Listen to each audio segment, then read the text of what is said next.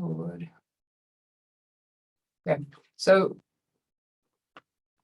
I think everyone knows, and I sent out a message yesterday, but just by way of like extreme reminders, that the test and quiz closed today at 6 p.m. Yesterday, I kind of just looked through to see. I have two classes for 112, so just looking through to see how it's going. There were a fair amount of people who, as of yesterday afternoon, hadn't done anything yet. And that's fine if, as long as you know that you have the time today to do what you need to do and that you're going to have a proper internet connection and so on. Because like I said before, you have a whole week window to get this done. So it's highly unlikely that there will be any extensions, barring some catastrophic event, God forbid, happening. So please, I over provision the time for the test and the quiz. You have 4 hours for the test, you have 2 hours for the quiz. You really want to make sure that you give yourself, if you haven't done the work yet, that you give yourself the maximum amount of time to be able to do it. By 6 o'clock, everything closes, so anything you do after that is marked late and it won't count. So, I mean, if you want the full time and you haven't done the test or the quiz yet, theoretically, you should be starting at noon to do stuff, but obviously you'll still be in this class. So by 1 o'clock or 12:45 or whatever, if you haven't started, please consider starting at that point. Sorry, someone's looking for me on the chat. Oh, okay, that's a sidebar conversation. A lady just pointed out that I didn't finish giving everybody grades for chapter 14's homework. That's true. I actually forgot to finish my grading on that. I got distracted and didn't come back to it. So my apologies if you're looking for your grade on chapter 14 homework and you don't have a grade yet. It's because there's a manual, that essay question that I basically told you guys what I expect you to write there. I started grading it and it just fell by the wayside. So I'll probably do it this afternoon, so that by this evening, you'll know what your grade is. I mean, I think this is kind of not a secret that there isn't an essay question on the test. So please don't panic that because I didn't, and I know that also, which is probably part of the reason why I had maybe not the highest level of urgency, but there isn't an essay question on the test. So you don't have to worry that you are being, that you're losing out somehow. But like I said to lady who was asking me, like I said to her, that's on me. I should have finished that grading and it just completely slipped my mind. So I'll finish that today. If there's anything else that people are unsure about, one person emailed me to say that their grades aren't displaying properly in Wiley. Just make sure when you're done with, first of all, make sure that when you do the test and the quiz that you click submit. Once you've answered a question that you think that, that's the answer that you want to submit. You have 4 attempts, so, take as many attempts as you want, but make sure that you don't just save your work and not submit. There should be an auto submit on the deadline time, but you don't want to rely just on the system to auto submit for you. Submit your work yourself, and then also just check when you're done that you actually have a grade displaying and that everything seems like it is the way it's supposed to be. If you have any questions, obviously email me. So that's today, the 2nd. We close out the test and the quiz at 6 o'clock. We'll get pretty far today with chapter 15. We may finish it. I'm not sure. It's possible. And the homework for chapter 15 is due in a week's time on the 9th of November, next week, Tuesday. So again, the things are happening at a relatively, quick pace, like every week or so. And especially when there's a test in between, it feels even more intense. I know you have other classes. I know you have lives, you have family, children, what have you. So there's a lot going on. So please at least maybe open up the homework for chapter 15 if you're done with the test and the quiz, just to see how much work there is and how you can spread the work out over time, so that you can not sit on on Tuesday, next week, Tuesday afternoon, trying to finish all of this. Remember that every homework counts 5% of your grade. So, in the end, all the homeworks together are 30% of your grade. So if you don't do them, or you kind of do them halfway or whatever, that's a lot of points lost. And I specifically weight the homework heavy because the tests are, the test questions are similar to the homework. So I want people to do the homework so that they have a better chance on the test. Other than that, I don't think, there's stuff coming up later on. Later on in November, we'll obviously do the next test for chapter 15 and 17, but I mean, we haven't even done chapter 17 yet, so I'm not going to go into that too much. I want to remind you that, today is election day in New York. Make sure that if you are registered to vote, that you have your voice heard. We're sitting here in 2021, and it's like, being able to vote kind of seems like, oh, well, it's maybe for some people it's no big deal. But remember that for many, many years, people were fighting for the right to vote, especially for people of color and for women. And so I just want to make sure that everyone here is having their voice heard.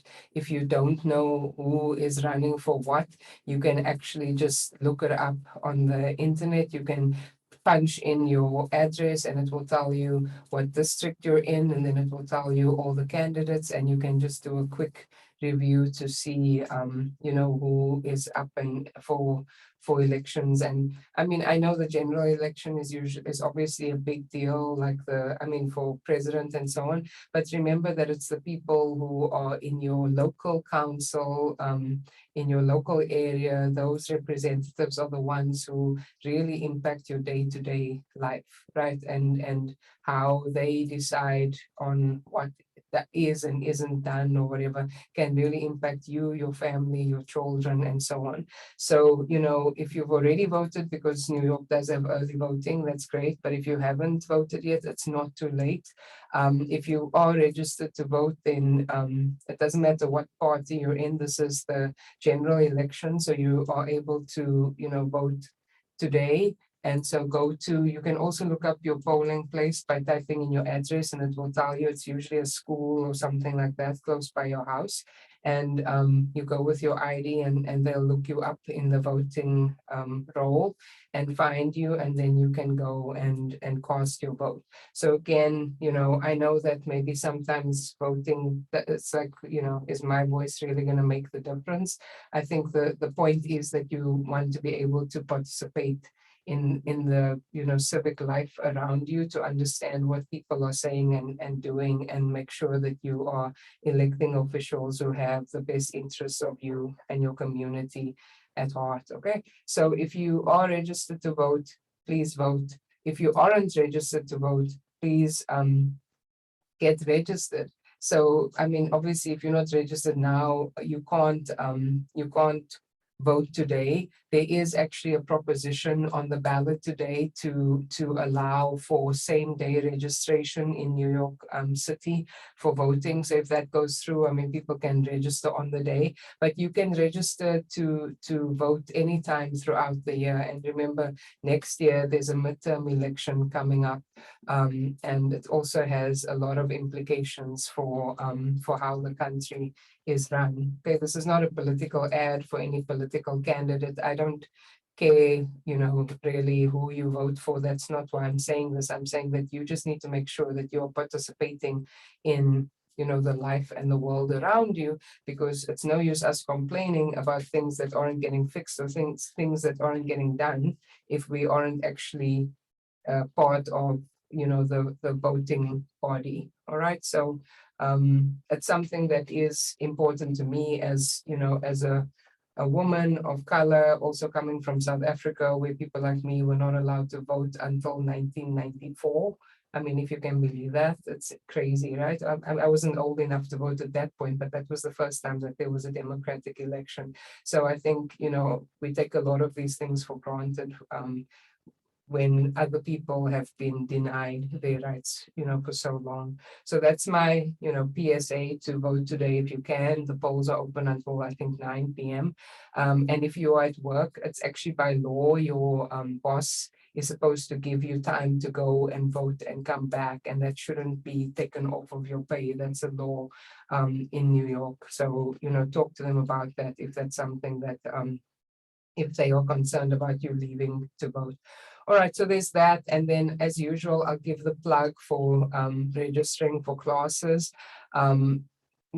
Some of the classes, obviously, I can see in my own schedule for spring that people are coming into my classes. So registration is happening. Make sure that you don't procrastinate. You don't have to pay as soon as you register. There will be time, to pay.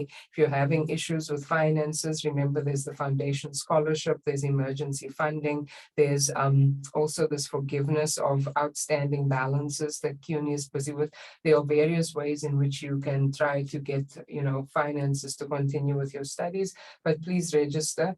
And as usual, the other PSA that I'll say is if you're registering for in-person or hybrid classes for the spring, you will have to have proof of vaccination into the system. At this time, they're saying 10 days before classes start. That could change. So I keep encouraging people that if you are already fully vaccinated, just upload your stuff into the system so that you don't even have to think about it or get dropped from your classes at a point in February when, you may not even be thinking about classes or about vaccinations. The whole vaccination thing is not going to change. All right. So if you are in the camp of you don't want to be vaccinated at all for your own reasons, that's your right to decide that, but then you'll have to find online classes, online only. And if you can't find that, then there's going to be, maybe a little bit of difficulty for you to be able to find all the classes that you need to finish. All right. So, and if anybody is back on campus and having an issue getting into their class, or if anybody has an administrative withdrawal already on their transcript, you can't see your class on Blackboard. If you have any type of issue, please speak to me. I'll try to help you as much as I can to make sure that your classes stay intact until the end of the semester. Then, I guess just to close this out, sorry, I see this got cut off. I didn't realize that before, but the last day to withdraw from any class is December the 8th. So, there's still a lot of time to think about.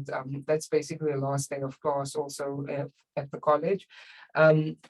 So, bear that in mind. If you are finding that you're struggling, whether it be in this class or some other class, you still have time. If you're struggling in this class or something's going on, you need to speak to me immediately so that we can work out a plan of action for you to get back on track. All right.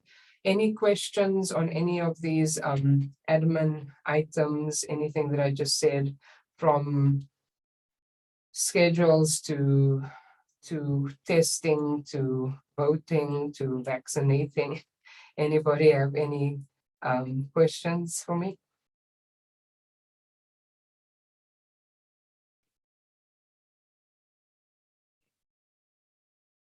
Okay, so it seems that we're good. Everyone's good here. So we'll move back into chapter 15, and I know, I think it was C or someone who said it right at the start, that it's a little bit difficult, to pivot back to the material in chapter 15 and the materials over here, right? The material in chapter 15, when you guys have been concentrating so much on the test and stuff, I totally understand that. Unfortunately, I have to carry on, right? So I can't give you the day off because you're paying my salary, so I got to teach you. It's up to you, your level of engagement in the class. So at the risk of being like a stuck record, we'll pick up again at redeeming bonds before maturity. I know we've gone over this before, but the part B of the exercise we're going to do in a minute touches on all these factors. So I just want to set the scene for for the journal entry that we'll make. We'll do the journal entry, and then I'll kick it over to you guys to try and do some of these journal entries on your own. And then the next thing that we'll do for today's class is accounting for long-term notes payable, which is basically going to be a mortgage note payable. So it's got to do with if you buy a house or buy some building and you take out a mortgage, how do you calculate the amount of your monthly installment that goes towards interest and the amount that goes towards capital paying off the balance. So anyway, let me not get ahead of myself. Let's look at redeeming bonds before maturity. Remember, redemption, retirement, repayment, they all mean the same thing. When the company redeems at maturity, easy journal entry, debit, bonds, payable, credit, cash. When they redeem before maturity, you've got a three-step process. The first step is that you have to remove the carrying value of the bonds from the books. So the carrying value is the bonds payable either plus a premium or minus a discount, right? So you debit bonds payable to remove it, because the bonds payable usually has a credit balance. You debit the premium on bonds payable to also remove it because it usually has a credit balance. And if it's not a premium, but it's a discount, you will credit the discount payable because the discount usually has a debit balance. So to get rid of it, to remove it, you will have to credit it. Remember, one bond cannot have a discount and a premium. This is an or situation, right? You'll either have a premium or a discount, but this is what you need to do to get rid of it. So it's like we're disposing, right, of the bond, we're getting rid of it. So we're kind of in that alternative universe where you have to go in the opposite direction of the normal balances to get rid of these balances. Then in the second step, as I said before, you record the cash that you're paying. Remember, we're looking from the perspective of the company. They're paying off this bond, so it's a credit to cash because the asset cash is going down. And in the question, it will tell you at what amount of cash the bond is being redeemed. So in this written piece here, say, if it's redeemed at 103 and the face value is 100,000, then it must mean that we paid cash of 103,000. If it's redeemed at 95 and the face value is 100,000, then it must mean that we paid cash of 95,000. So the question will guide, your behavior around what amount of cash you will credit. We don't know. We'll have to read the question. And then the last piece, the third step, is that you recognize a gain or a loss on redemption. The gain is a credit balance, the loss is a debit balance. This is always the case for any gain is a credit and any loss is a debit, whether it's on a bond redemption or something else, doesn't matter. Okay, so you can remember gain, credit, loss, debit. How do we know if there's a gain or a loss? The carrying value of the bond is the amount, represents the amount that we actually owe to the investors. And remember, the carrying value is the bonds payable balance plus the premium or minus the discount. So you look at the carrying value and you compare that to the cash that you actually pay the people. So it's kind of like just saying, okay, I owe you $100, but I only paid you $95, which means I have a gain of $5, right? Or I owe you $100, but I paid you $110 to get rid of you, basically. So I have a loss of $10. And if you're wondering why there would even be a gain or a loss, remember the company is redeeming the bonds early. So the company is trying to pay as little as possible to get rid of this debt. Right, so maybe interest rates have gone down and they don't want this high interest debt anymore. They're trying to pay as little as possible to get rid of these investors. The investors want to get an amount that's going to make up for all the interest that they lose because the bond is being redeemed early. So somewhere there's a negotiation and they get to a point where, they decide it's either that or the other alternative is that the amount at which the bond would be redeemed early is already written into the contract. And if that's the case, then, the investors don't really have a choice. They just have to accept whatever the company does. And I mean, it's contractual, so it's not like anybody's winning or losing. Both parties agree to these terms. So if the cash paid is more than the carrying value of the bond, we overpaid to settle our debts, and that's a loss. And if the cash that we paid, right, the cash in number 2, if the cash paid is less than the carrying value, it's a gain because we underpaid to settle our debt. And, you know, here's an example of how this could play out. I'll just repeat the example, though I've done it before, but it feels like, you know, last week, Thursday was ages ago. So you assume that a candlestick redeems its $100,000 face value bonds before maturity at 103. This 103 tells you the amount of cash that was paid.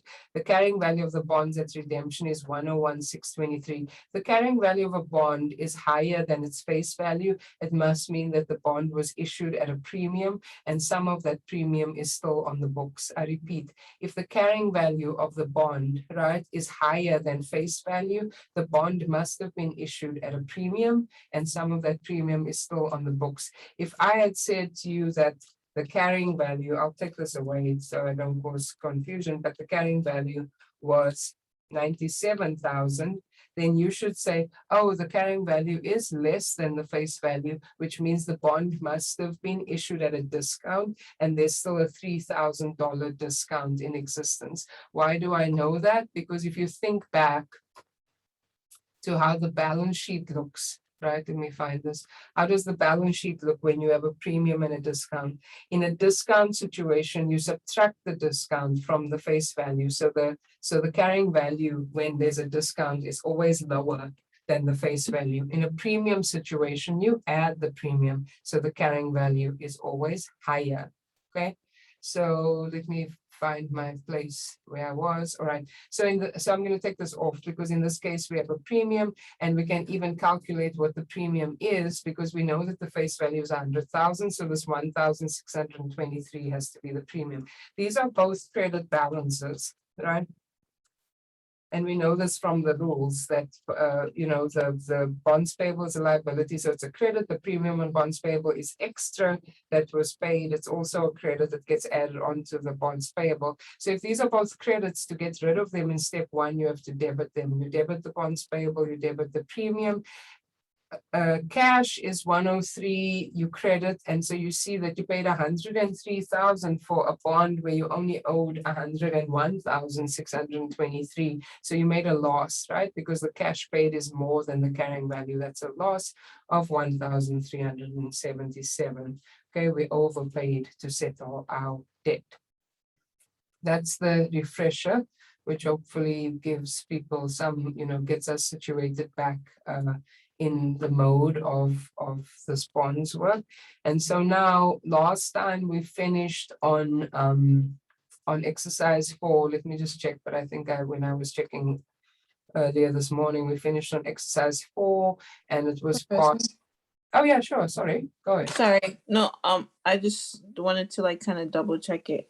Being that they're all on the debit side, it's just pretty much to like close out, because I know for like loss, would be the opposite, but they're all on the debit side. No, but remember, loss is a loss. It's the loss isn't being closed out. The loss is being recognized as a debit. Okay, so you're not going to credit or something to the lot. The only thing that's being closed out is the bonds payable and the premium account. So that's why they're being debited, because they were credit balances. They existed before. The loss didn't exist before. You're just recognizing it now as part of this journal entry. Okay. And remember, if there was a discount on bonds payable instead of a premium, the discount is a debit balance. So you would have to credit it. Okay. Thank you. Good question. Sorry, other questions? I should have opened the floor to questions. I'm getting. Professor, the loss of bond redemption, you do the 103 minus 101,623? Yeah. Yeah.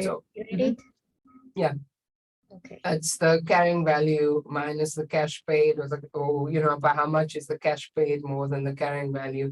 If you put the carrying value first, Let me just make sure I'm thinking of this right. Yeah, if you put the carrying value first, then carrying value minus the cash, you end up with a negative number. So then it will tell you that it's a loss, but that's how you calculate it. Only the cash and the carrying value. Other questions? Professor, like you said, the discount value is always deducted from the face value. Similarly, the premium value will always be added to the face value? Yeah. Yeah. Okay. Yes. Let me see if there is actually, I don't know what's going on in these. This is a premium. This is a premium. Okay, we have examples with discounts. So we're good. Other questions? I'm really excited about all these questions and disappointed that I didn't ask you if you had questions. Anything else before we move? All right, that's fine. So last time we did exercise 4 and we did part A and we were coming in to do part B. So let me read the exercise again, and then what I'm gonna do is, since you guys have now had multiple explanations of a bond redemption before maturity where there's a premium, I'm going to have you try your hand at doing the journal entry yourself for part B. But let's just read the question together. Hybrid company issued 2 million, that's the face value of 7%. Obviously interest rate, 5-year bonds, the term on January the 1st, 2008 at a premium. So that means that, there's a premium on bonds payable account in existence in the books already as part of the carrying value. On January the 1st, 2012, which is obviously not at maturity because it's only 4 years later, hybrid retires the bonds. So we did the first one together the last time where they retire the bonds at 98 and the balance in the premium account is 7,000. So you take that 3-step approach. You say, I need to eliminate the carrying value. I need to record the cash that was paid. I need to compare the cash to the carrying value and see if there was a gain or a loss. So step 1, eliminate the bond payable face value, 2 million, the premium of 7 million. The cash is at 98, right? That was said. Sorry, this is not the right thing. At 98, that was said in the question. So you just say 2 million times 98 is 1,960,000, excuse me. And then you compare what's the cash that was paid and what's the carrying value. And then you see that it's a gain because you paid 1,960,000 when you owed 2,007,000. So we actually paid less than what we owe to cancel the debt.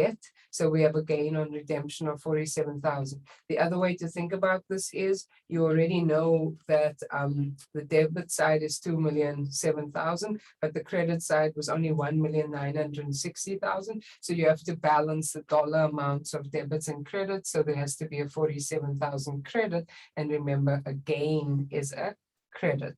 All right, so that was part A. And I'll actually just mark it because I don't think I did. Now we get to part B, and they're independent examples, okay?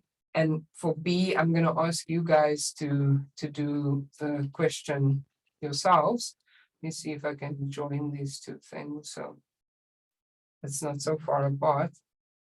So for B, it says, prepare the journal entry to record the retirement of the bonds before maturity at 103. All right, so that's the amount of cash that's being paid.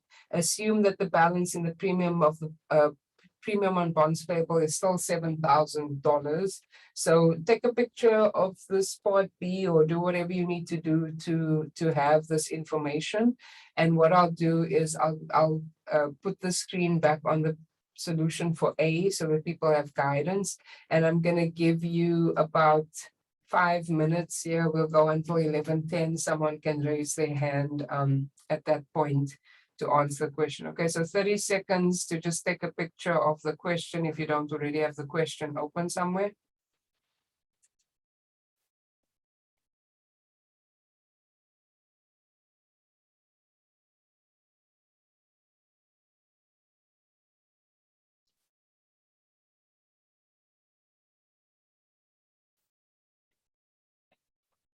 All right. Now I'm going to go to the previous answer. This is the answer for part A. You'll do part B. And I will take a volunteer at 11:10 to tell us what the journal entry is.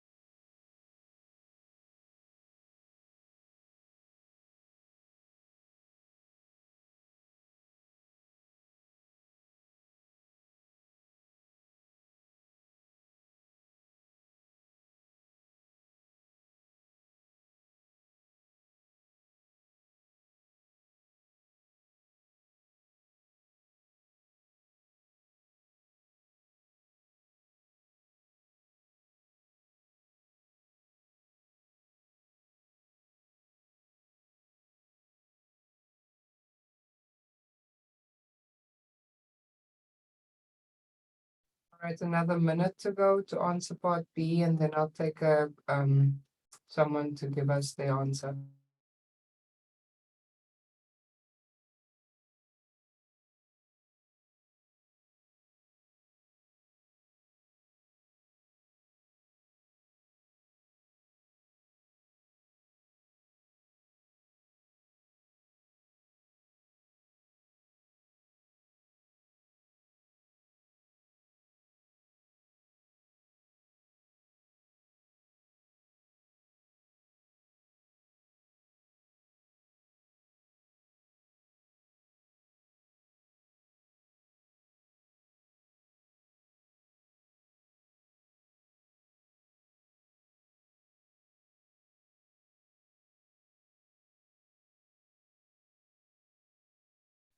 All right, as we see, do you want to go for it? Yeah. Yes, sure. Okay. So we're gonna do bonds payable. We're gonna debit it for 2 million. Soon as I can spell bonds payable, I'll be with you. Okay. Oh, boy. Mid-morning blues. Okay, 2 million. What else? And then premium on bonds payable, Okay. we're gonna debit for 7,000. Okay, I'll take myself out of my misery by just quickly populating the stuff. Yes, what's next? Then we're gonna do cash. We're gonna do the 2 million by the 2. 130, which is it's credit of 2,060,000.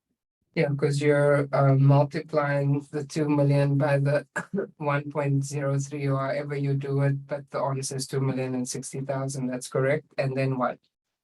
And then it's gonna be a loss of redemption because the cash is higher than carrying value, and it's gonna be a debit of 53,000. So you can subtract 53,000. Perfect. So yeah, so we owe 2,007,000, but we paid 2,060,000 to settle up our debt. So it's 53,000 loss. So if you think of it that way, thank you so much. So those are the 3 steps being shown again, but in this case, instead of a gain, we have a loss. Anyone have questions about this journal entry? Okay, people having connectivity issues. Anybody have questions? Yeah. No? Okay. You guys are, am I hearing a mumbling or is that just someone who's not on mute? Okay. Shafak, are you asking me something? Yeah, What's up? so the very last one, loss on redemption, 53,000. How did you get that? Yeah, sure. So you compare the carrying value, right? And remember the carrying value is the face value plus the premium, right?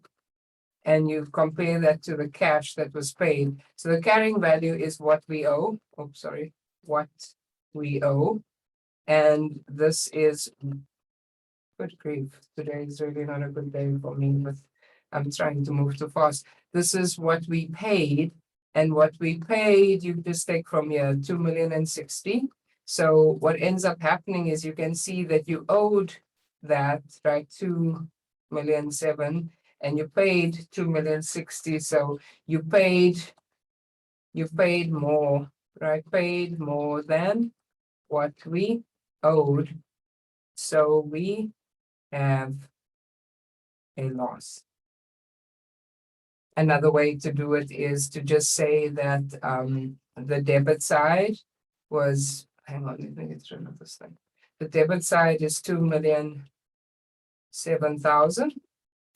The credit side was 2,060,000. 60,000. So we're missing 53, right? The difference here is 53,000 that's missing on the credit side. We still need another, sorry, not on the credit side, on the debit side. We still need a debit of 53,000. So you can either plug the number, which is what I did over here with the math. I said 2,060,000 minus whatever's on the debit side, or you can compare the carrying value to the cash that was paid. Either way, you're going to get a $53,000 loss. How's that, Shafak? Are you with me? Yeah, I can hear Okay. you. I got it. Good. Other questions, people? Okay. Good. So let me do an example where there's a discount. So we just, close the loop on the discount. So we'll follow the same pattern. I'll do the first one.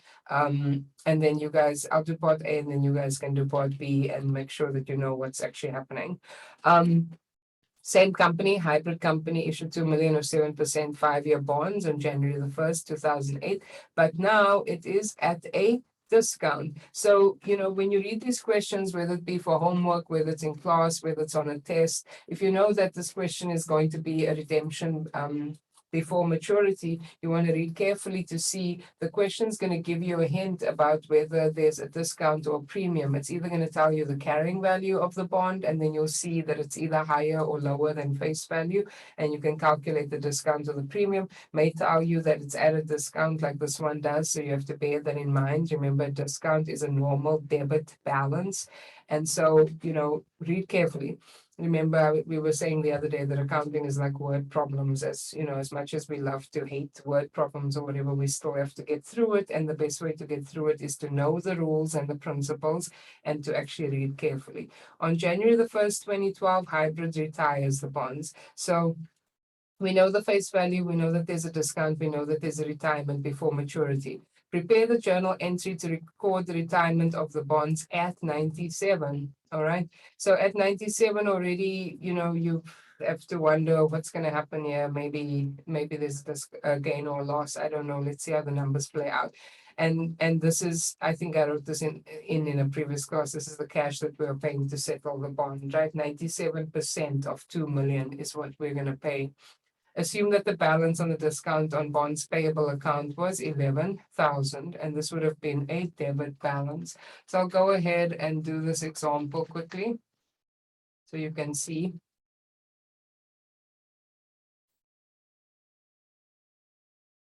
Let's get the debits and credits going.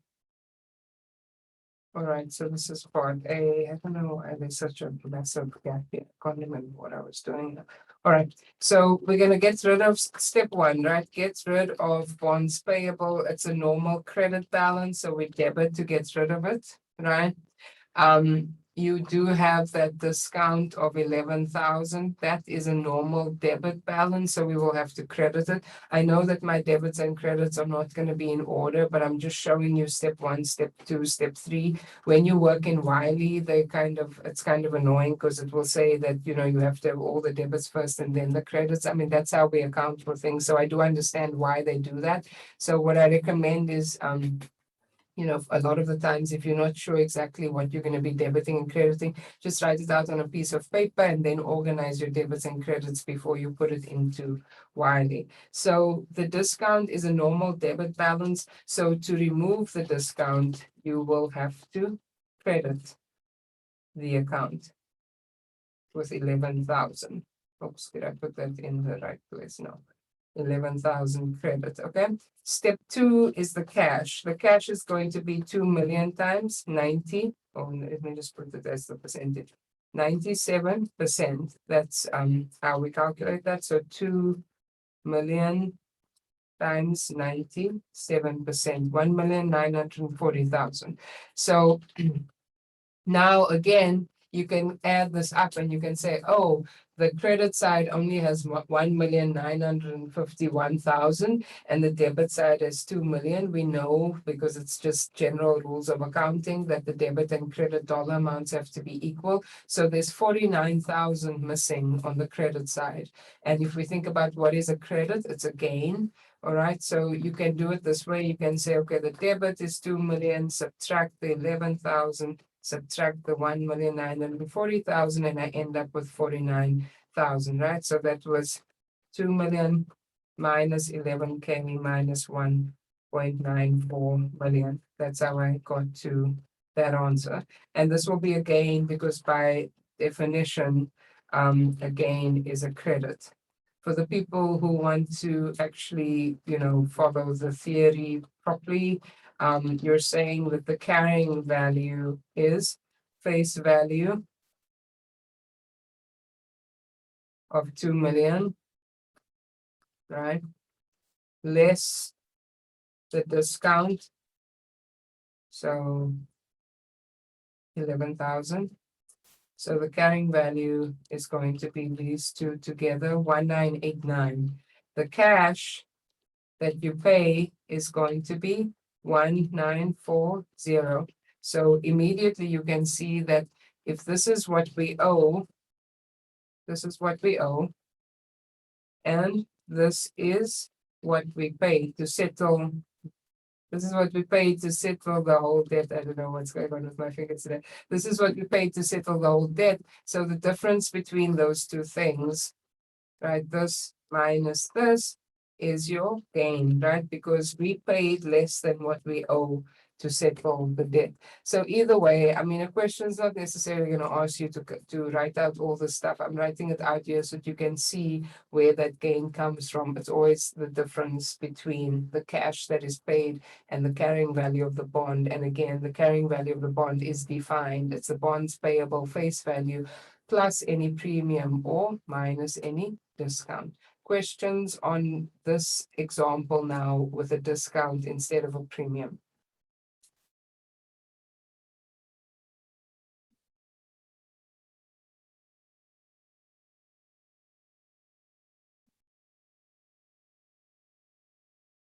Okay. So you guys do B. Let's give you again about 5 minutes, and then I'll take someone who hasn't spoken yet for today to give me their journal entry for B.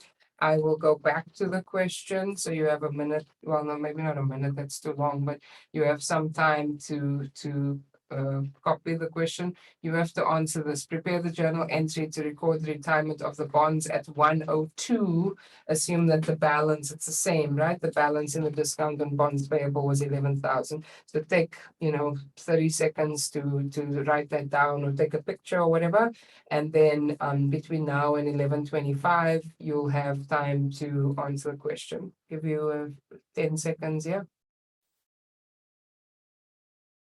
Okay, so everyone should know what the information is here. Gonna go back to this answer, so you have it as a guidance.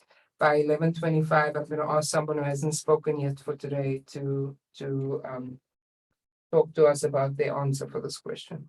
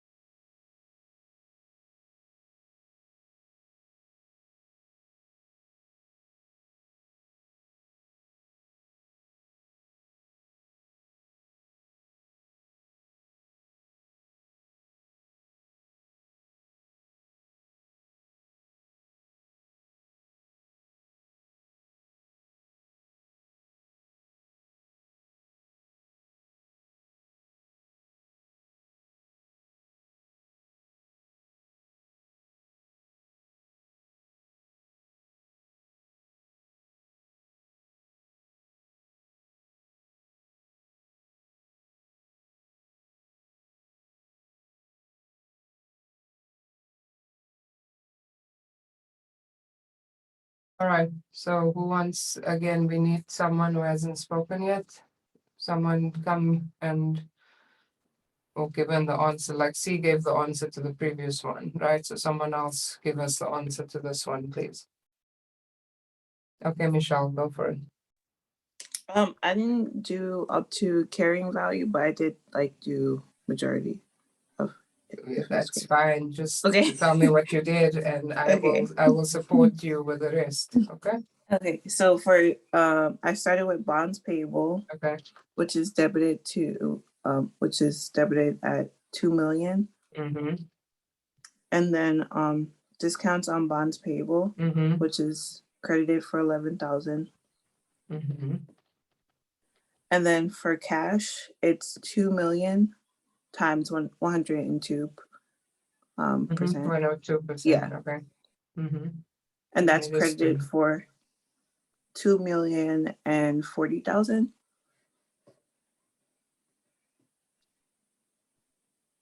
Yes. And That's right. then gain on redemption is credited for 51,000. Is it a gain or a loss? Which side did you debit or credit? So I wrote it as wait, no, it's lost because it's over. Yeah, exactly. Yeah, it's over. So it's actually right. So that's loss of 40,000. Because 40,000? 2 million. Balance your No, debits and credits. Let me Mhm. count it. Yeah, take your over. time. Take your time.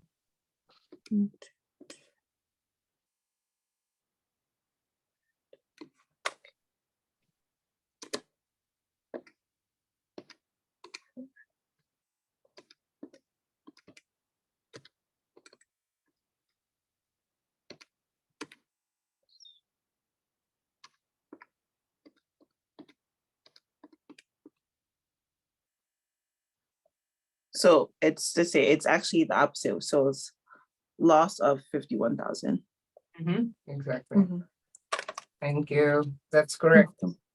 Okay, so 51,000, you could either get that by saying, right, you could say the 2.04 million plus 11,000 on the credit side minus 2 million on the debit side, and you'd plug that number.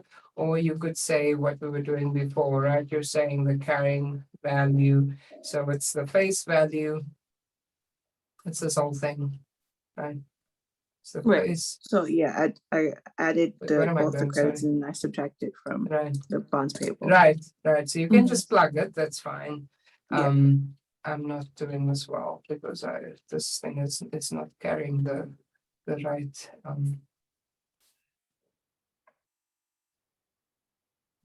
sometimes there's something to be said for Excel versus Google Sheets, but anyway.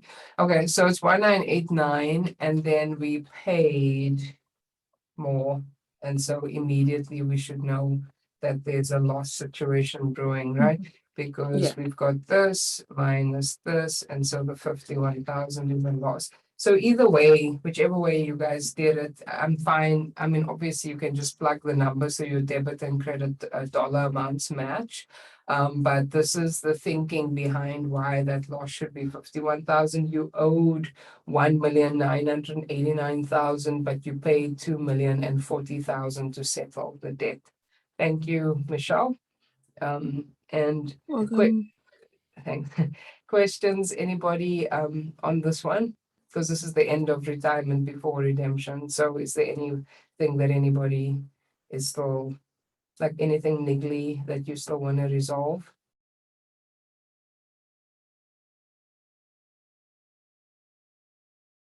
All right, so with that, we conclude retirement before maturity. I feel like I said the wrong thing just now, but retirement before maturity. I feel like I said retirement before redemption. I'm not sure if I did say that. We're not doing converting bonds to common stock because the textbook has eliminated that piece of the material. So that's, you should be happy, that's less, right? Stuff for you to study. Now we come into a part of the textbook that does accounting for other long-term liabilities, and the first piece is long-term notes payable, which is really we'll be referring it to just as mortgages, mortgage notes payable, and just before we go on break here, I just want you to think during the break that when you buy, let's say you buy an apartment and it's a 30-year mortgage, you obviously just have a set amount of money that you pay every month. But the question becomes how much of that money is going towards actually paying off the balance that you owe. Let's say you borrowed $350,000 from the bank. How much of that goes towards the balance that you owe?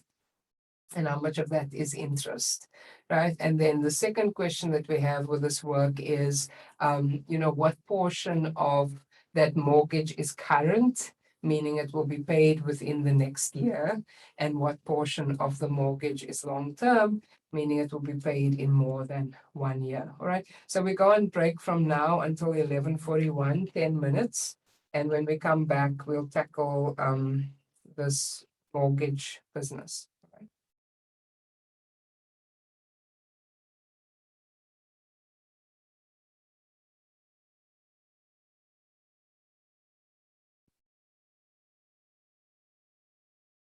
So someone just got thrown off and came back in. We're on break, okay? So if you weren't worrying why we're so quiet, it's break time.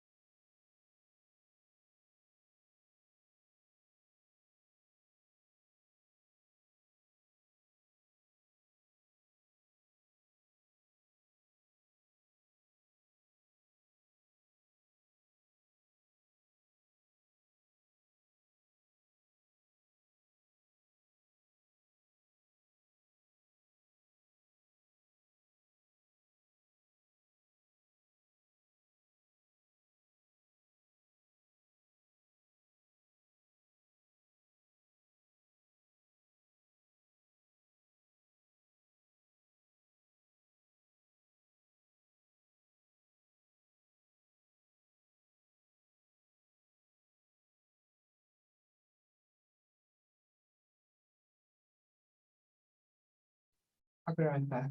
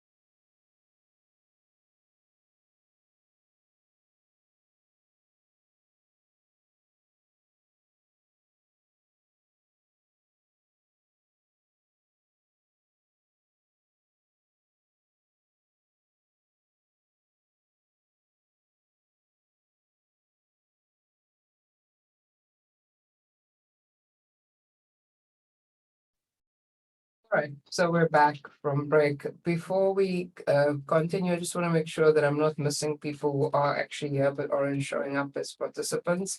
Is Wen here? Wen Chen, are you here today? Nope. Andrew, Nurse? Nope. And Shimon Rostand, are you here? No. Okay, everybody else, if I didn't call your name just now, I have your attendance, okay? So you don't have to worry about that.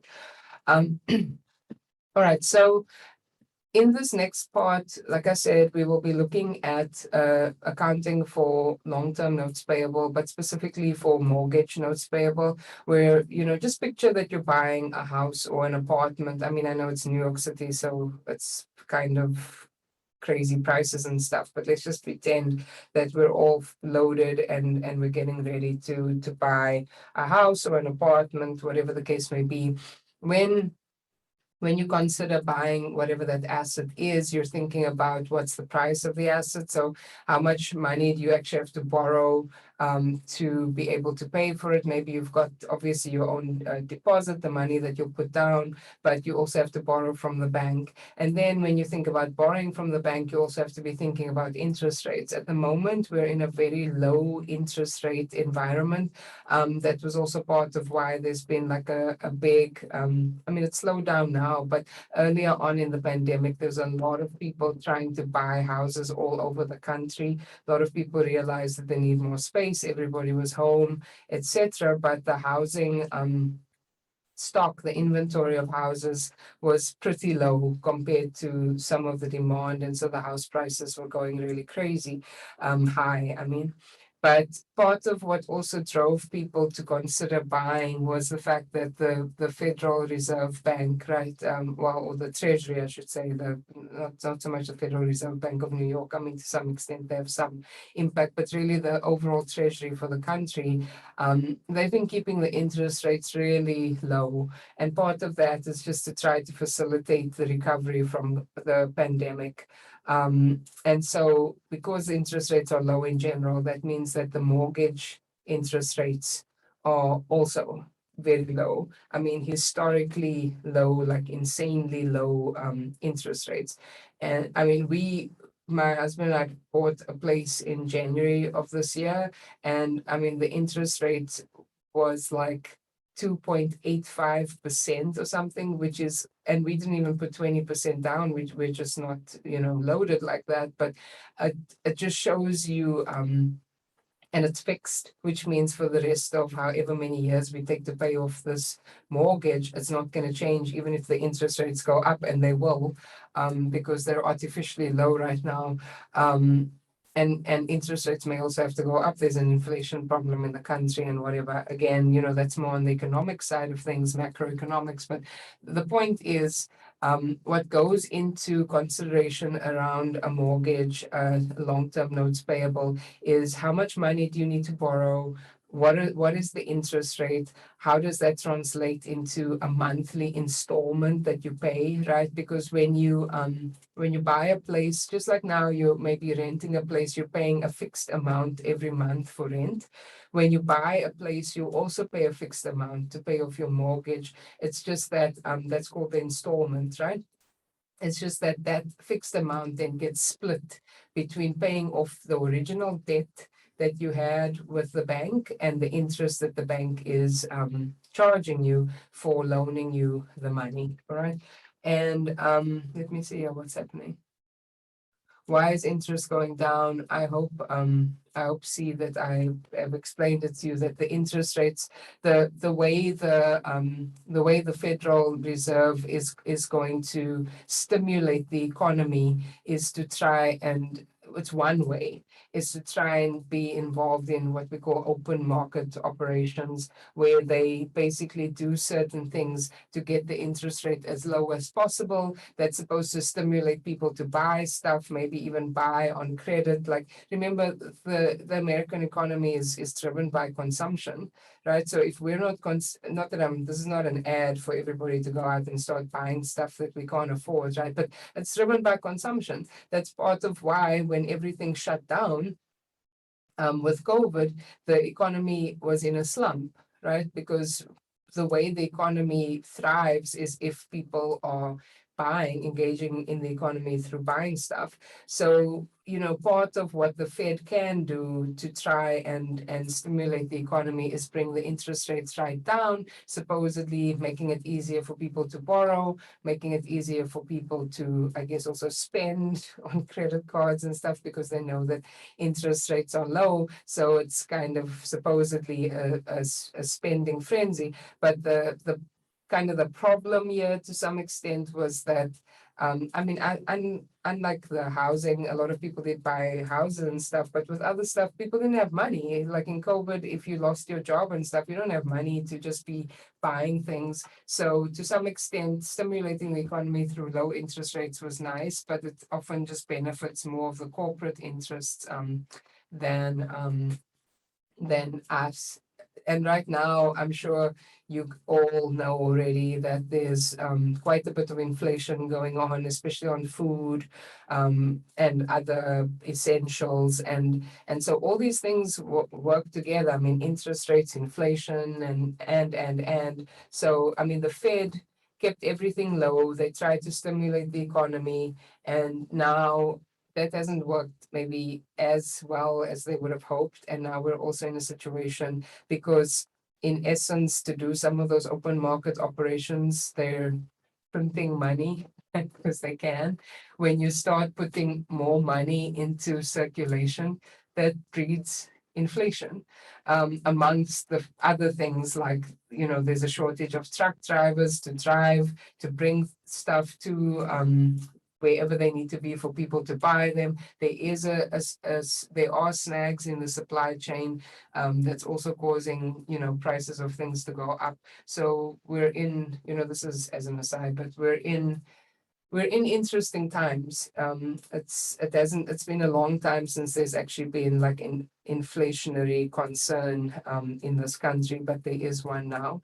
So if you celebrate Thanksgiving or you celebrate, Christmas or Hanukkah, Kwanzaa, whatever you do this, in the latter half of the year, plan ahead to buy things on sale or buy things early. Supply is down, prices are up.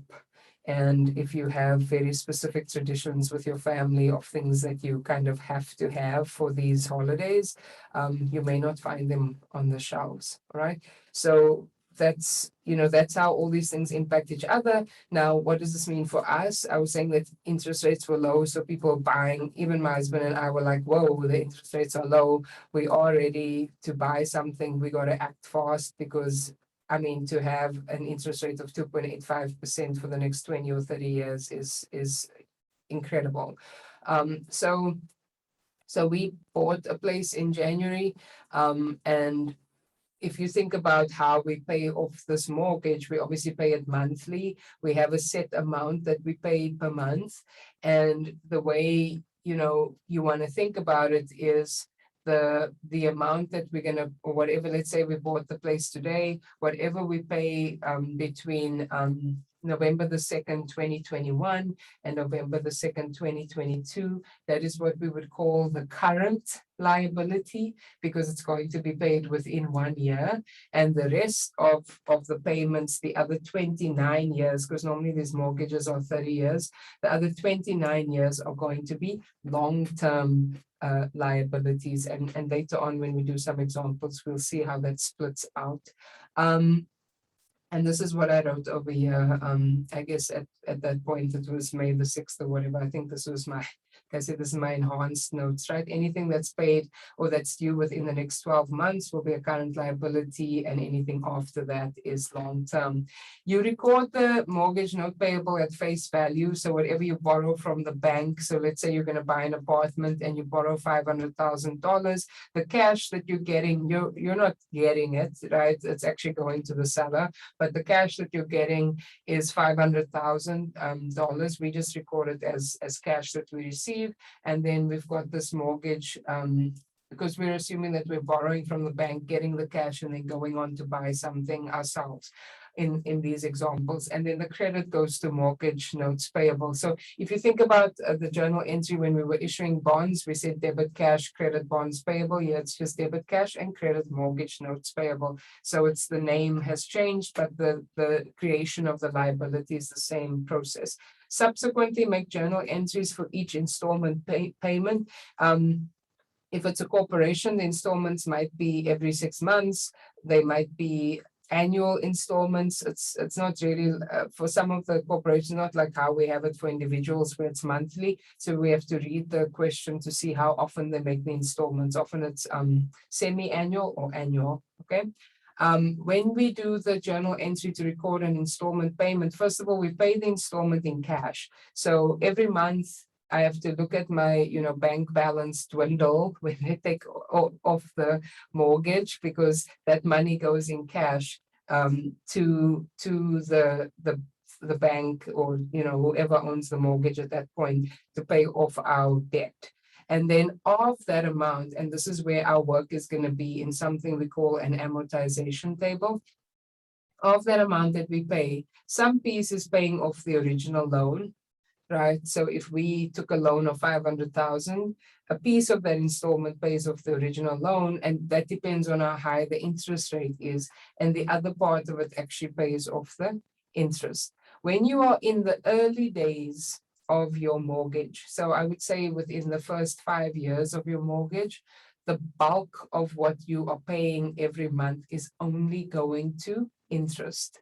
It's not, a lot of it is not going to pay off your original debt, which means that if you end up in what we call foreclosure, like you can't afford to pay your mortgage anymore, and the bank has to take your house back or your apartment back, if it's within that window, of the early days of the mortgage, sadly, what ends up happening with some people is, even though you paid your mortgage, let's say for 5 years, that's 60 months of payments, you may find that what you owe to the bank is almost the same as what you owed on day one.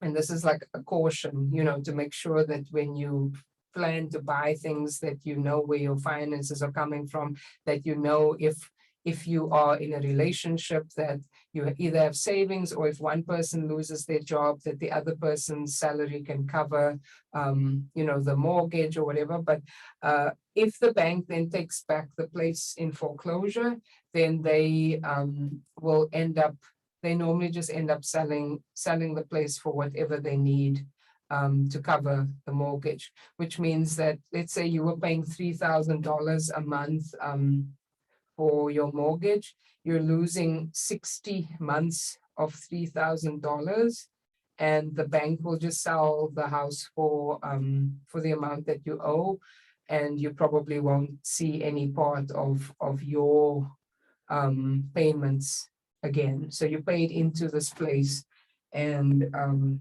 you possibly won't get anything back. So it's a caution to those who own property or who are going to own property. Make sure that you check your budget and so on, that just be careful, ask for help, ask many questions, have a good realtor, so you don't end up getting into something that you don't understand. You guys are many of you are young to even remember this, but from 2007 through 2009, there was something called the financial crisis in this country, where a lot of the crisis was around what they call subprime mortgages. In the period running up to the crisis, a lot of people were getting mortgages.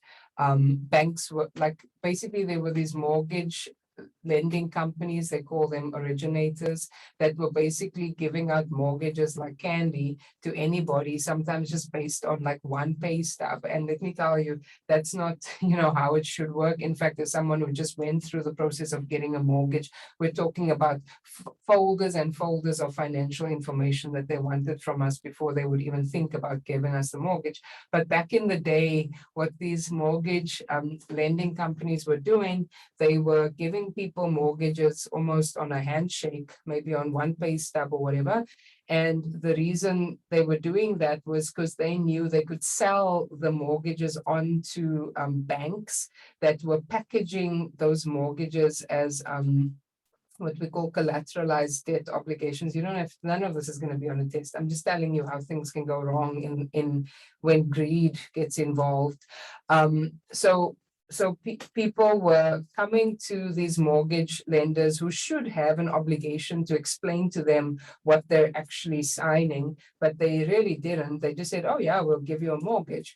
And what it turned out to be was that these mortgages were adjustable rate mortgages. They call them ARM or adjustable rate mortgages, which means that the interest rate that you are quoted, let's say you go in and they quote you an interest rate of 2.5%, what they may not explain to you, and you have to read carefully in the contract, is that at a certain point in time, sometimes a year or 2 years into the mortgage, the interest rate changes. It could double, it could triple, depending on what the contract says. So there was a lot of like ethically bad behavior by these lending companies, because they were attracting people with low, saying that they're going to be able to get a mortgage and they can get a low interest rate. And then it turns out that hidden in the documents, it was saying that, after 3 years or 2 years or whatever, the interest rate changes. And then there may even be what we would call a balloon payment, where you have to pay, all this extra money at some point.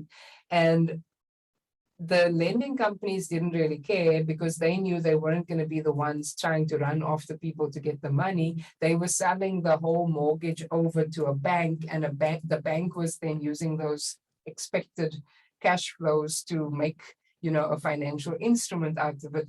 And then, of course, what happened was, because there weren't proper background checks to see if people actually had the money to make the increased payments when they came, because people didn't have, enough education from the lenders to tell them what they were actually signing on to, et cetera, foreclosures started happening. Because, imagine you're thinking, oh, I'm signing up to a mortgage and I'm going to pay $2,500 a month. I can afford that. That's fine. And then suddenly in 2 years' time, you get your mortgage, your bill, and it says that now you have to pay $4,500 a month. I mean, it's probably not doable for a lot of people. And then people stop being able to pay. And so, we just add these massive amounts of foreclosures. And banks are not in the business of real estate. They don't want to have these houses on their books. I used to audit banks, so I know what the financials look like. They don't want houses on their, books as inventory.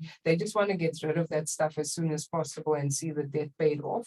So they will just come in. And I mean, this was years ago, like in 2005 in South Africa, but my parents also went through some difficulties, and they also ended up having to be foreclosed on. I ended up being able to buy the house for them, so they weren't foreclosed on, but the bank literally sold the house to me for the amount of money that was owed on the mortgage, even though the house was worth more than double that amount, because the bank just doesn't care. They just want their money. So that's what ended up happening to a very large part of the population.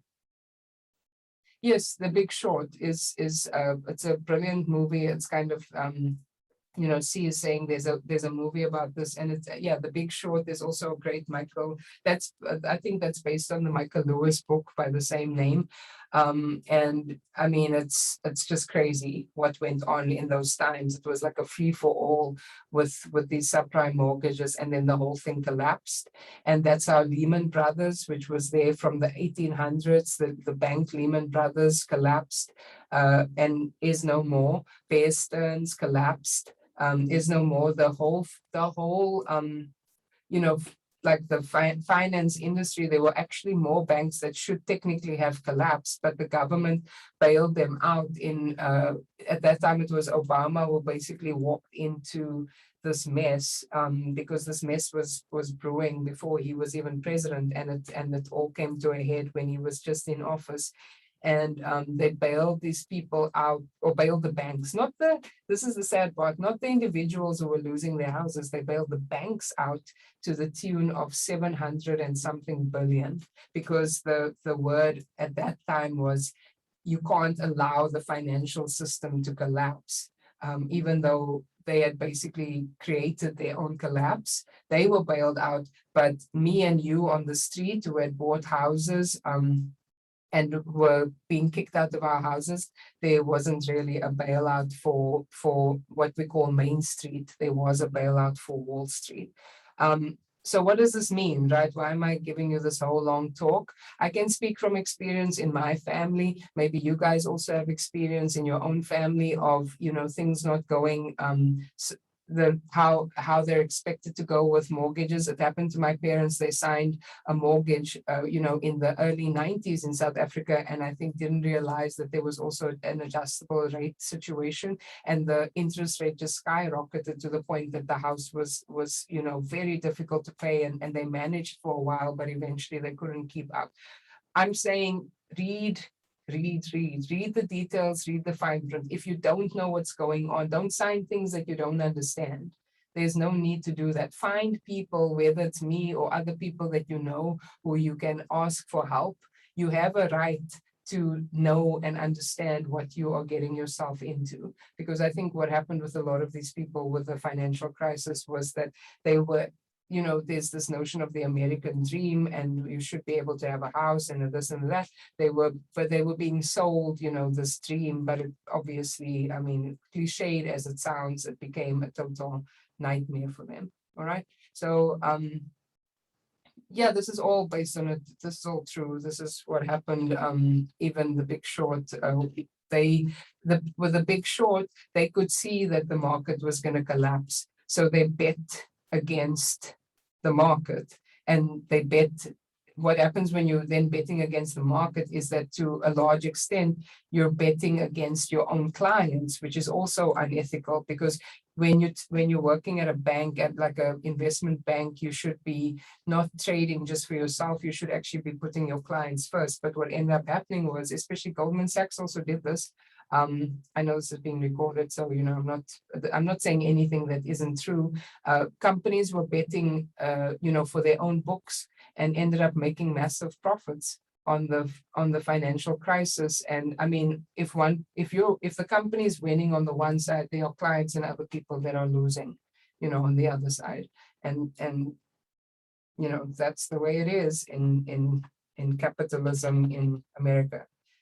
Okay, so more questions about that? I hope it was interesting and not, you're not bored out of your mind. Anybody that wants to ask me anything about mortgages or the financial crisis or anything else?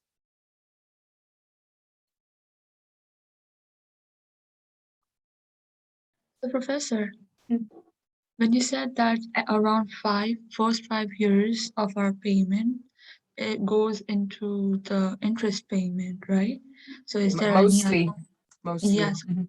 is there any other way to balance that out? And What a lovely question. Absolutely. Thank you for asking that. What you can do, and it's encouraged, unless, and this is also why you need to read the fine print, unless the mortgage prohibits this, like they say you can't do it, which is unusual, but you do have to check with your bank. You can actually pay an extra amount every month and tell them that you want that amount to go against the principal, not against interest. So let's say your mortgage is $2,500 a month. You pay the $2,500, that's what you have to pay, right? But then you can maybe add an extra $100 onto that and tell the bank to apply that. That's how you would say it. Please apply the extra amount to the principal. What that does is it brings the balance down over time. $100 doesn't sound like much, but trust me, it will make a difference. It brings the balance down over time, and so you'll end up paying less interest, because the balance on which the interest is being calculated is getting smaller and smaller. And of course, you can pay more than $100 extra every month. I'm just using that as an example. So that was an excellent question, Shapak. You can avoid paying more interest. Some people even pay, double things, depending on how their financial situation is.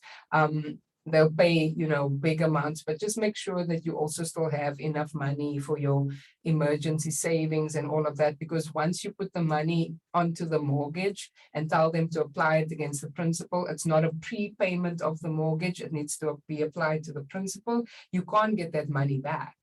So if you decide you're going to put all your savings onto your mortgage for whatever reason, and suddenly you have a situation where you are maybe not earning as much as you need to cover your expenses, then you'll be in a bit of a bind. So work out how much extra you can afford to put onto the mortgage and do that every month. You'll see your interest coming down.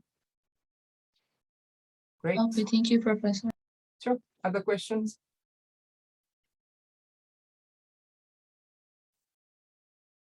I'll ask a question. Is it possible to be a homeowner in New York City? Speaking from experience now and working with a really good realtor, yes, it is. And you don't always have to have 20% down. And, all the years I used to think like it's so difficult to make it as a homeowner in the city because it's 20% down. And even though I can afford the mortgage, I can't afford all the money down. There are a number of ways in which people can get down payment assistance. When we bought our place, we worked with a bank, Citizens Bank, that that allowed us to only put 10% down and keep the rest of our money for closing costs. So I'm just bringing this up because when I moved here, I was, in 2005, I was 25. I had a great job. I was working at Deloitte. I was making a decent living, but I always just thought that it's so difficult to buy a place here because you have to have 20% down, and it's virtually impossible. And looking back now, I can kind of say, like, in my day when I was 16 years ago, I wish that I had asked more questions, because I think I would have been able to actually afford to buy a 1-bedroom apartment at that time. And I mean, with the way the prices of property has skyrocketed in the areas where I used to live, I actually regret not asking more questions about ownership of property. I believe we have a property development and real estate expert in our midst.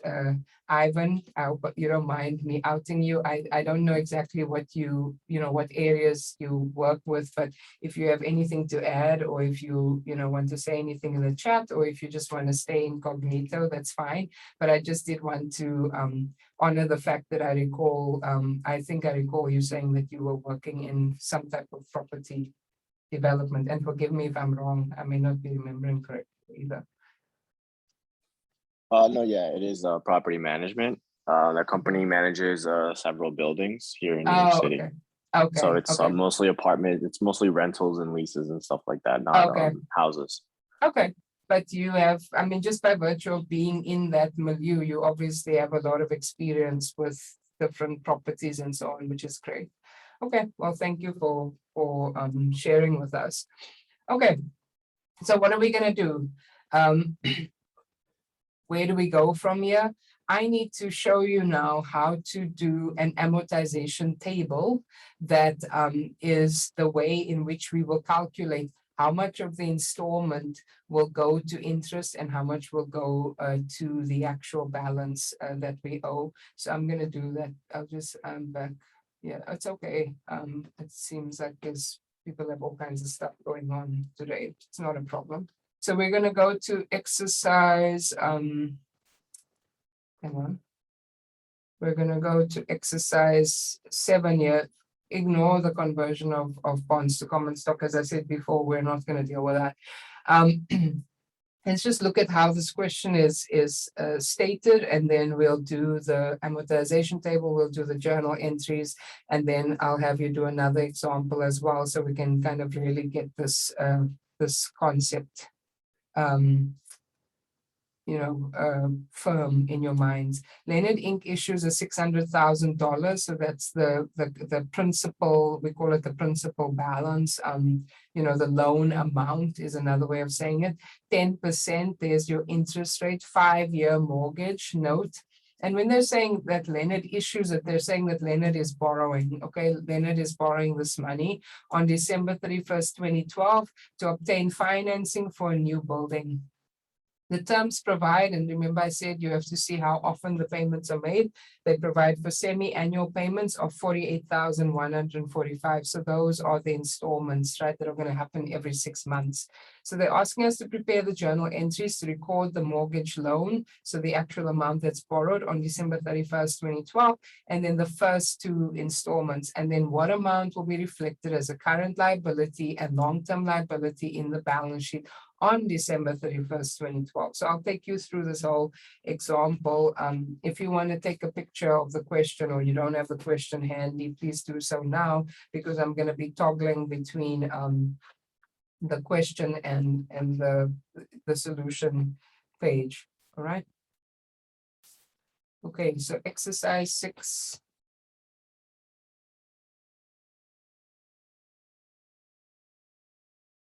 Or was it 7? Sorry, exercise 7. My bad. Exercise 7. So the first thing that we're being asked to do is to record the issuance of the mortgage. All right, so part A.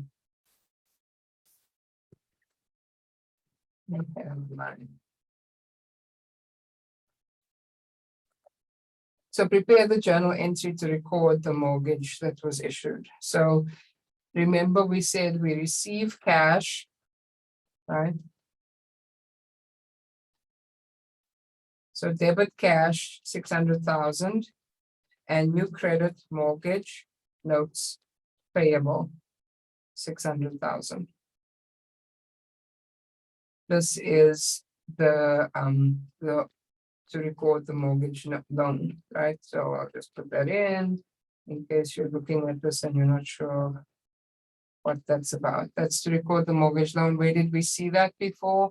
In the notes, you saw it over here, right? The journal entry to record the mortgage, debit cash, credit the mortgage for the 600,000. Notice how you don't touch the interest rate or anything over here. You just record the straight amount. And this is on, pardon me, this is on December 31st, 2012. Professor? Yeah. In the textbook, it says mortgage payable instead of mortgage notes payable. What do they expect us on Wiley Plus? Wiley will probably go with whatever is in the textbook. It's probably going to be a drop down, probably mortgage payable. Mortgage notes payable is also acceptable in practice. So I really, there's almost no difference between the two. If you are typing into Wiley and you're, let me see, and you're not getting a drop down option, then just go with whatever the textbook says. All right. Okay. Thanks for pointing that out. I don't know that I'll change my answers for such a small difference, but you know, I can, so people will, you know, not pull their hair out on Wiley when they're saying the answer's wrong or something. Okay. So now to do the 2 installments, right? If you look at the journal entry here, this is the journal entry: interest expense debit, mortgage notes payable debit to decrease the liability. The interest expense is recognizing the expense. The debit to mortgage notes payable is decreasing the liability. Cash goes down with the installment amount. So I'm going to show you now. This is now the 6-month installment. So then the first installment will be on June the 30th, 2013. So you can put down, I can put down the accounts. I know that these are, so let me go here with what you were saying. Sorry, what am I? Mortgage, okay. Let me go with what you were saying. C, you want me to put mortgage payable, right? What did they say? Mortgage payable, not mortgage notes payable. Is that the right, is that what they have? I mean, I can also check. I don't have to rely on you to tell me. I'm just wondering. Use whatever you So want. mortgage notes payable. Yeah, no, I understand that. But, you know, when the crunch is down and people are trying to just finish their work, I want to make your lives as easy as possible. So we'll go with mortgage payable. And then credit cash, right? And I can amend this also, but in the solutions that I put up, you'll see I have mortgage notes payable. All right, so now the challenge isn't really with the cash. We know from the question that the cash is 48,145, and that's going to stay the same across the board. All right, 48,145. But over here, we don't know how to split the 48,145 between interest and the mortgage. And as a result, we will have to do an amortization table. Amortization meaning you're splitting something up between its various components, or recognizing something in some type of systematic way. So we're stuck for June, and we're also going to be stuck for December. What I'm going to do is the December, remember it says show 2 installments, right? The December installment will also have cash. Notice the cash is the same, but we're still stuck over here with what to put in to interest and mortgage payable.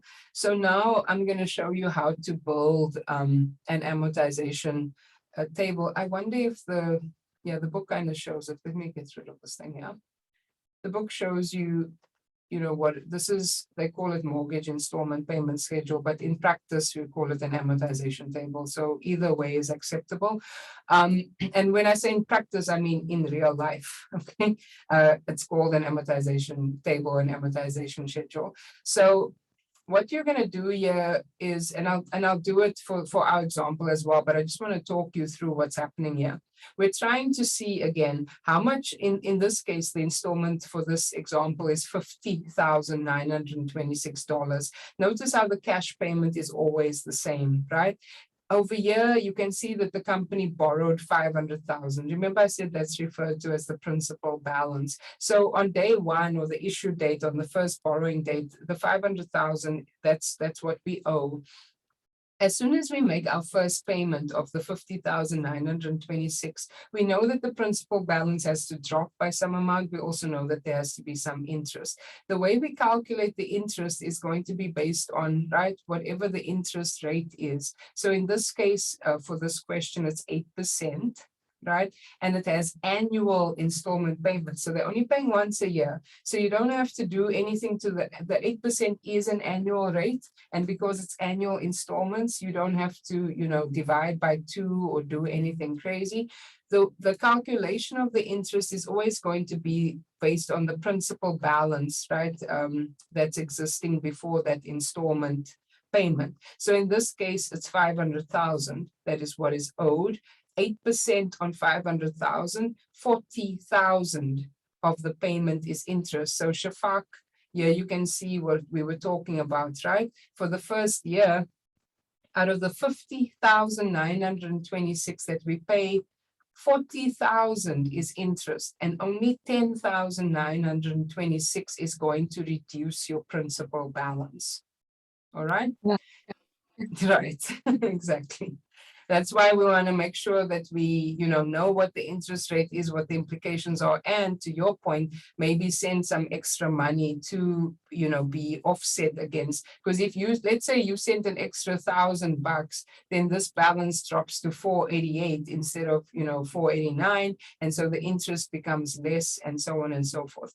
So 10,926 is the only part of this number, right, of the installment that we can use to reduce the principal. So we say 500,000 minus this reduction gives us a new principal balance of 489,074.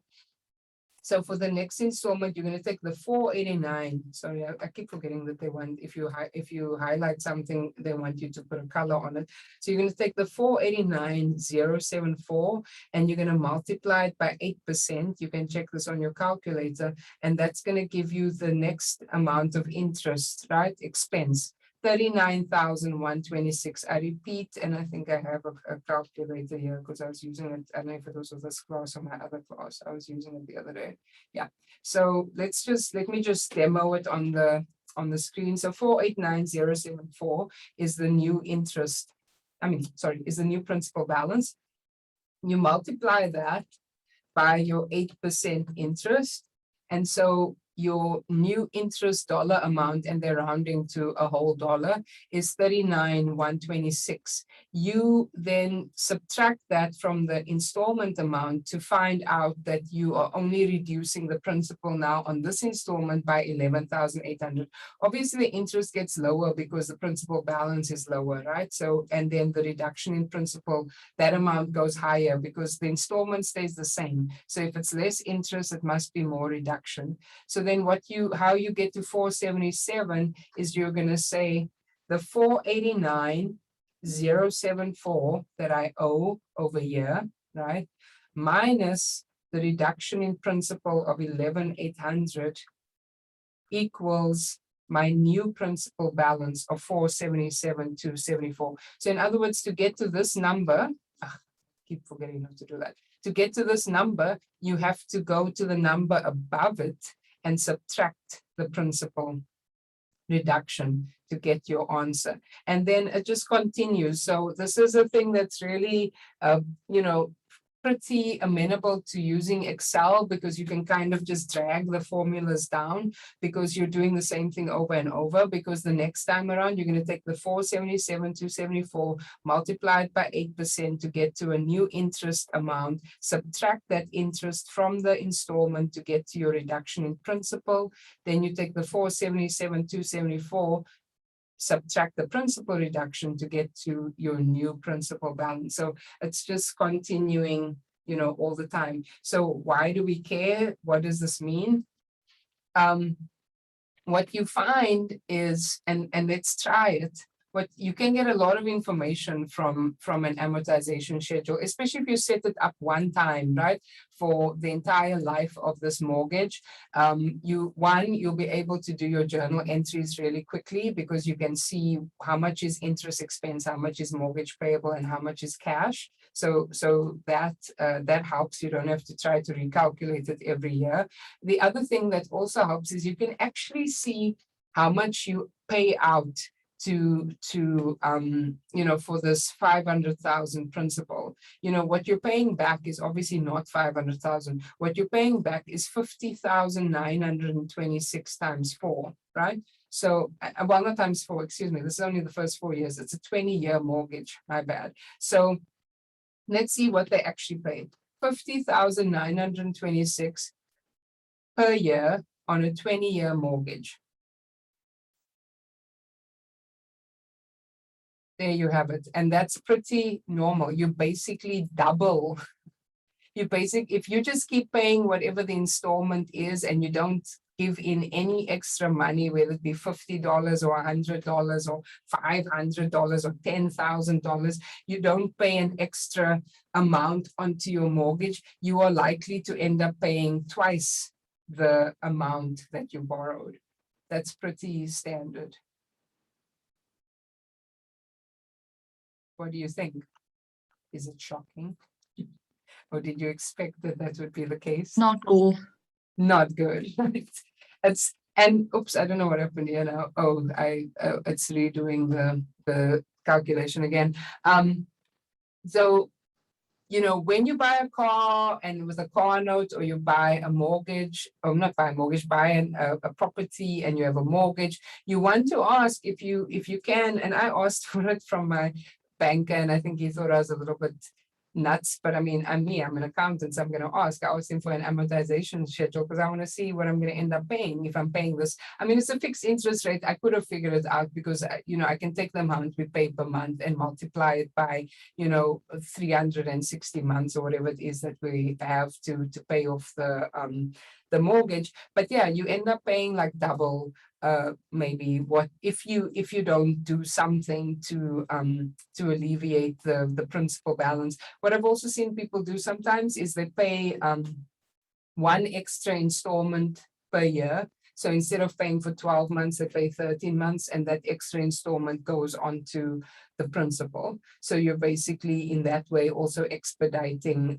payment. Now, let me balance that by, being the typical or cliched devil's advocate. we are in extremely low interest rate environments. I mean, extremely low. So I'm borrowing money from the bank at 2.85% or whatever, which is almost a laughable interest rate because it's so low. So I also have to be careful about how aggressive I'm going to be about using funds that I could be investing when the stock market is returning insane percentages. Like my kids, I have investments for my kids in a 529 plan. And I mean, it's returning like over 20% because the stock market is just going, gangbusters, even though the economy is not that great. And that's also another story for another time about what the Fed is doing there.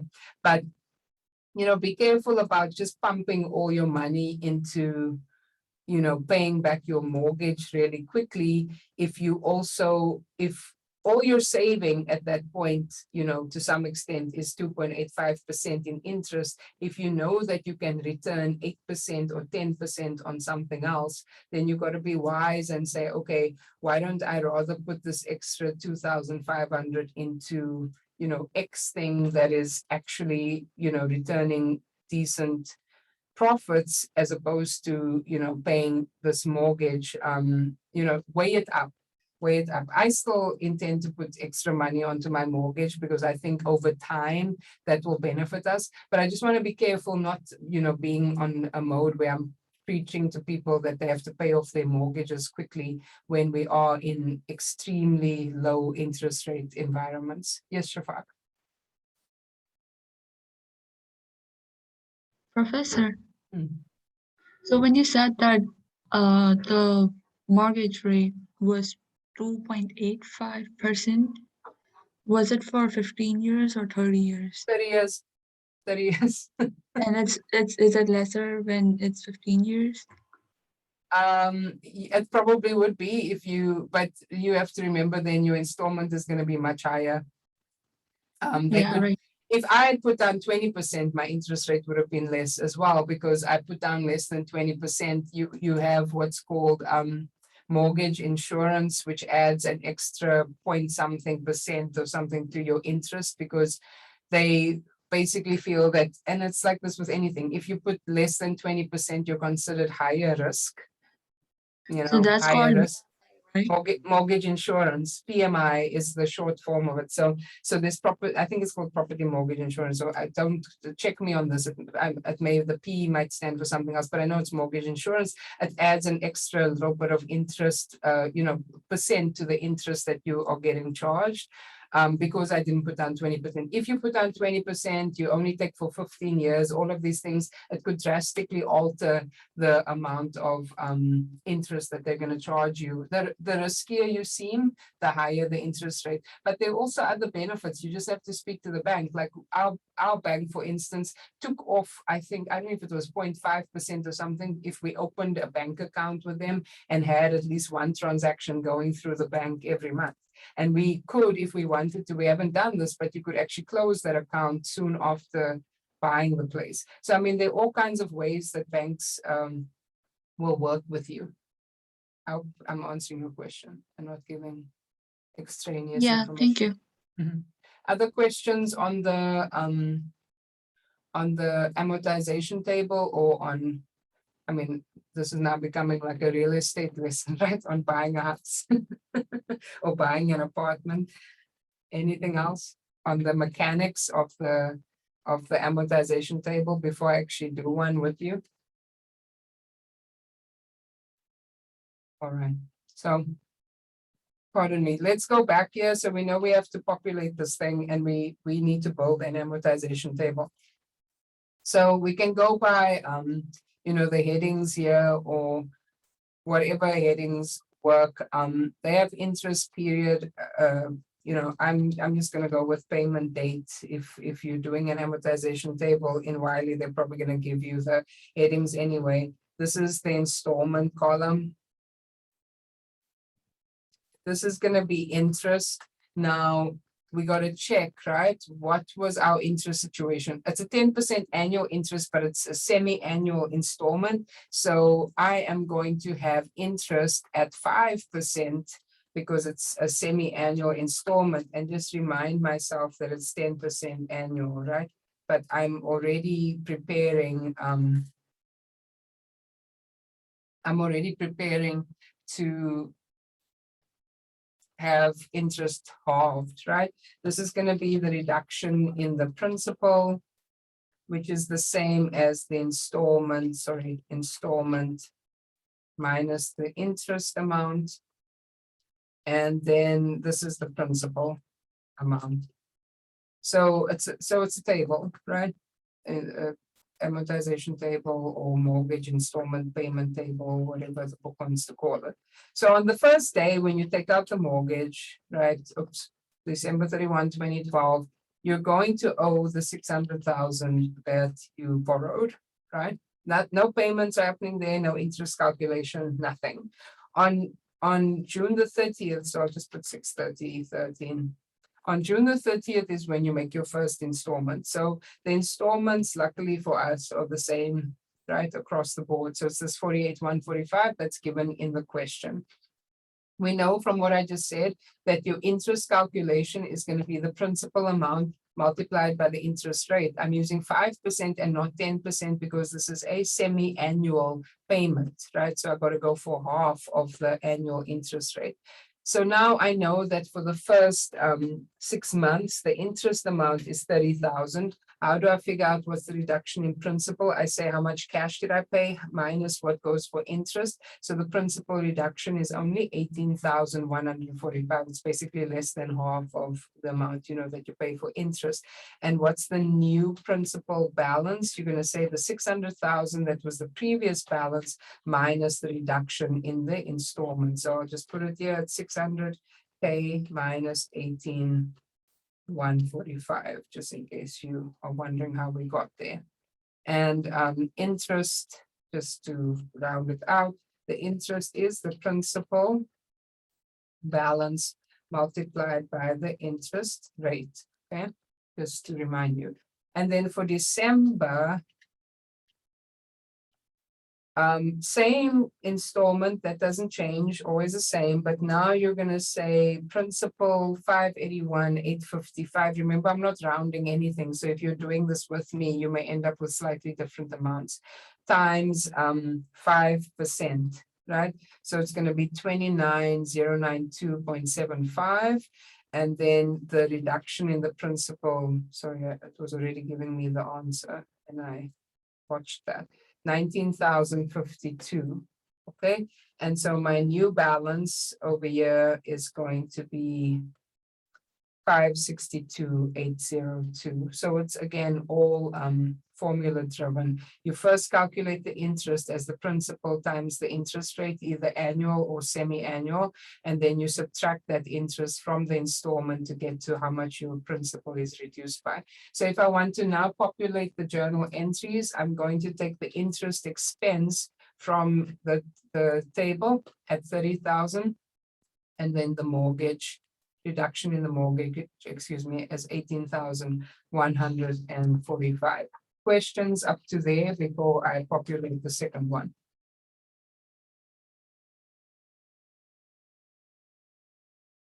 All right, and then interest expense over here for number 2 is 29, and you'll do whatever Wiley tells you to do. If it tells you to round to 2 decimals or to round to whole numbers, just do whatever it tells you to do. And we normally round to 2 decimals. So this is actually also, this is going to be 0.25. So it's going to add up to 48,145. So that's the way we figure out how to make this journal entry, is by using this table for our purposes. Anybody need me to repeat anything? Any questions? Yeah.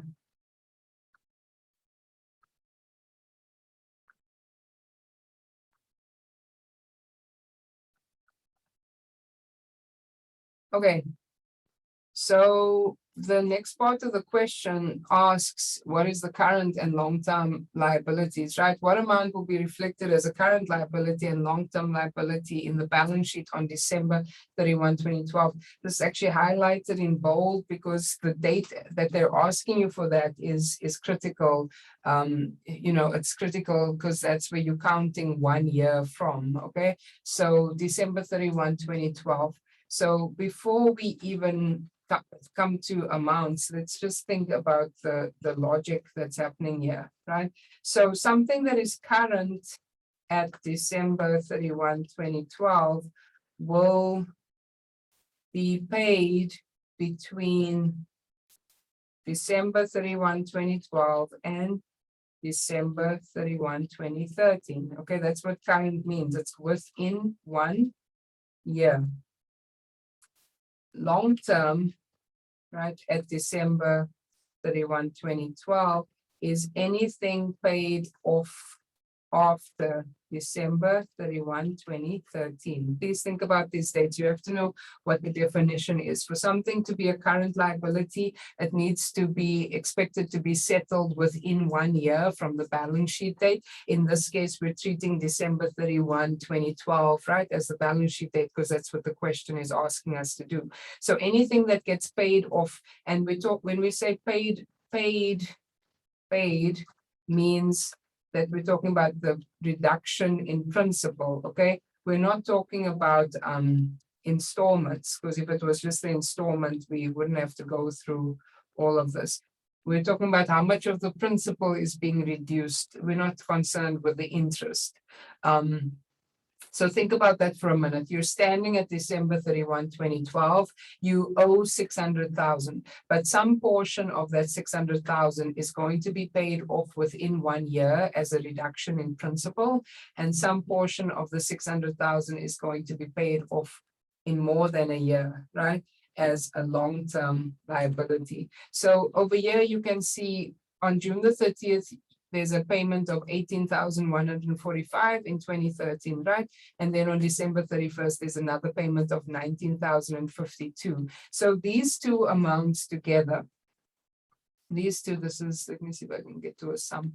These two amounts together are what will be current at December 31, 2012, because these are the amounts that we are going to pay within 1 year, okay? So current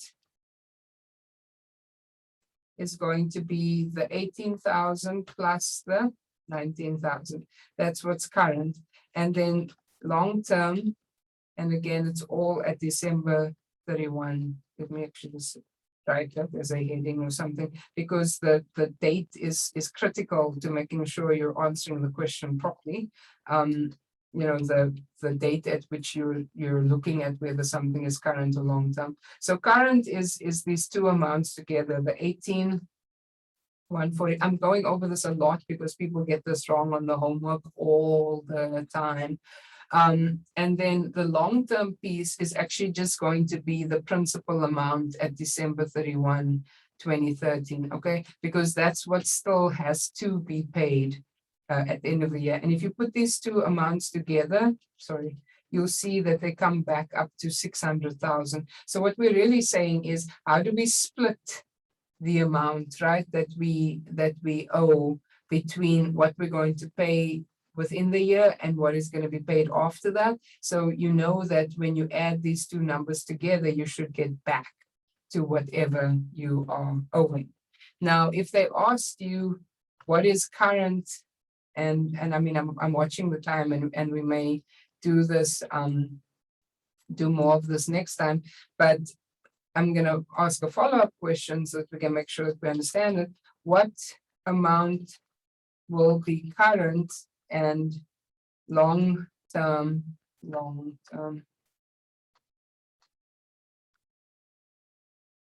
at December 31, 2013, right? So now again, you know, you have to think about what's the total, and maybe it would have been a good idea to write in above here, the total that we owe is 600. 37,000, right? Just to remind us, of which 37,000 is current and 562 is long term. So at December 31, 2013, what is going to be current and what is going to be long term? You employ the same process, but we'll see that we run into a problem because we don't have the next two installments over here, right?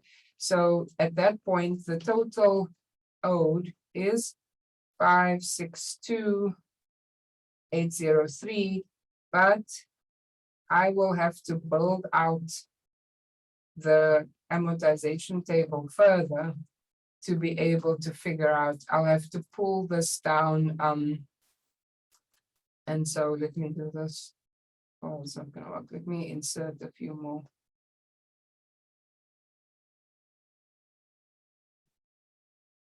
So what I need to do is I need to do the next payments for June 14, 2014 and for December 31st, 2014, because only by doing that will I be able to see what is being paid off within 1 year from this date, right? I don't know that until I actually increase the number of rows on the amortization table. So I'll see how far I get, given that I have very little time left. Those two will stay the same, right? And then my interest is going to be, again, the 562 now times 5%. And I'm going to subtract, right, 448 minus the interest. So I'm coming up to a 20,000 principal reduction. And then I'm going to subtract that from the principal balance. I feel like I'm going a little bit fast. So what I'll do is I'll stop here. And then on Thursday, we can pick it up. I'll make a red mark or something here so that I remember exactly where we stopped. On Thursday, we'll pick it up and I'll show you for the, I guess, the second year, what is going to be current and what is going to be long term. It's essentially going to be these two principal reductions will be the current amount, and whatever the balance is at the end of the year is going to be long term. All right. And again, I'm going over this many times because people have this question on the homework and they struggle with it. And then this question has also come up on tests and people struggle with it. So that's why I'm kind of beating, this dead horse a little bit. When we finish this next time, we'll just have a small piece about leases and just some, disclosure, like what does the balance sheet look like with long-term liabilities. And then we'll start with chapter 17. All right. So please get ready. Shafak, is your hand? Sorry, I just saw now that your hand was up. I don't know if your hand was up from before. Oh yeah, I forgot to put it down. Oh, okay, fine. Okay. So we'll end it here, guys. And next time we'll pick up and I'll show you what is current and what is long term. And maybe we'll do one more amortization example. We'll finish the leases and then we're into chapter 17. Okay, have a good day and don't forget to vote. Bye-bye. Yes, sir. Bye. Yes, sir. Bye-bye.